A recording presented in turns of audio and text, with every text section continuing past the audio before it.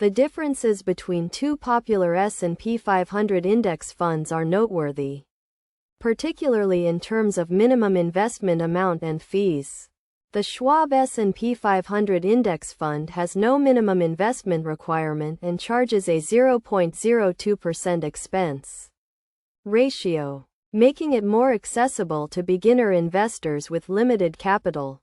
In contrast, the Vanguard S&P 500 Index Fund has a minimum investment amount equivalent to 1 share and a 0.03% expense ratio, which, although marginal, may deter some investors. As a result, investing in the Schwab Fund is more affordable than the Vanguard Fund.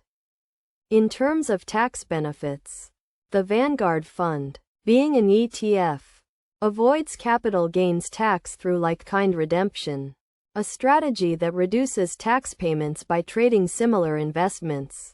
Conversely, the Schwab Fund, as a mutual fund, pays out capital gains distributions, subjecting it to capital gains tax and resulting in higher tax payments.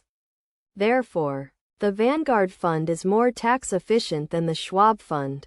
The Vanguard Fund also offers real-time pricing, allowing for trading throughout the day, similar to individual stocks, and providing more control over investment pricing. In contrast, the Schwab Fund, as a mutual fund, trades only once a day, resulting in the same price for all investors, regardless of when the order is placed. This makes the Vanguard Fund ideal for day traders who value control over pricing. Despite these differences, both investments have similar long-term performance, replicate the S&P 500, and offer decent diversification and high potential returns. Additionally, both are passively managed, reducing overall costs and making them more accessible to investors.